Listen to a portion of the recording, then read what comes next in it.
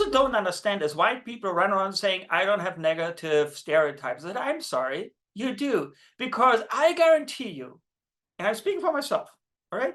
If I walk down a dark alley in this town I don't know, and there's a bunch of drunk black people coming my way, and there's a bunch of drunk white people coming my way, my instinct, not my rational mind, but my well-trained white instinct is to be more afraid of the black guys.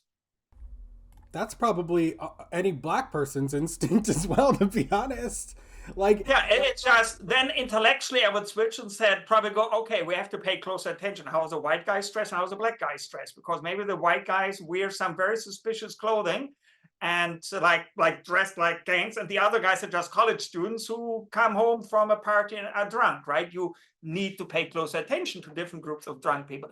But the instinct, the first reaction, and I doubt any white person who claims different, your initial instinct is to be just marginally more afraid of the black group than the white group. you Can't know, help it. it reminds me of a story which, so I was driving at night in my hometown. This was maybe like a few years ago, three, Yeah. 4 years. And there was a group of four teenage young black kids, and their car was over on the side of the road, and they were trying to flag me down. Yeah. So I pull over, I come over, and turns out they need a jump. So I end up jumping them, get them on the road, and then head home. And I tell my mom that I did this. And her initial reaction is that I was foolish for pulling over and helping those kids because of the danger that that posed. And I was just like, so you think I should have like just left them? like think about their experience. So they said they were, when I pulled over for them, they said they've been stranded for 40 minutes and they've been trying to flag people down the whole time. And I was the first person to pull over because of course I was, you know? And here's the thing, as you slow down, like a normal human being, you make a threat assessment based on all kinds of details that don't relate to the race of them, right? It's basically, do they look, if they dress a certain way, you would be less likely to do it than if they dress another way. It's the same with white people. If there was a gang of white people there and I come there, oh, we like black boots with white stripes in it and bomber jackets, I'm not gonna help.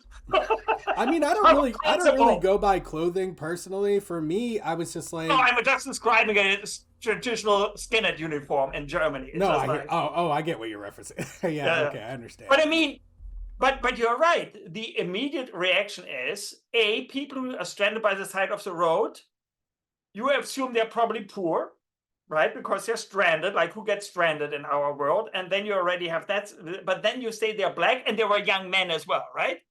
In which case, yes, all the stereotypes come through, and I am not surprised at all that your mother, as a black person, has negative stereotypes about black people, because we do live in the same society. We consume the same media, right? We are trained all the same way through something called social propaganda, which is something people also don't pay attention to.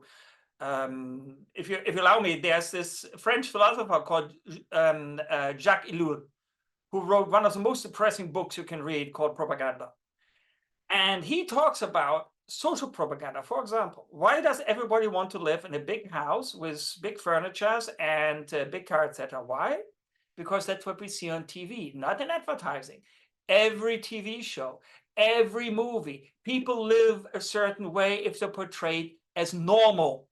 And the way normal people live on TV is not how normal people actually live outside of TV. I mean, just start with the TV show Friends, right? How can they afford living the damn thing when they all live in the work at a cafe or something? But the same about black people. We get inundated with these negative images. And even black people, as I said, this hip hop culture. We have gangster culture and white culture, but it's defined as mafia culture. It's defined as mafia films. Like, you make a mafia film, it's a mafia film. It's not an Italian film, it's a mafia film. It's not a white people film. But if it's a movie with, like, for example, New Jack City, that's not a crime movie, that's a black movie, right? it's the difference how we see it. And I think Black people internalize these messages as well. Black culture is I mean, deficient. how could we not? How could we not? Right? Like, I mean, it's the natural consequence again of like being inundated with those messages. So yeah.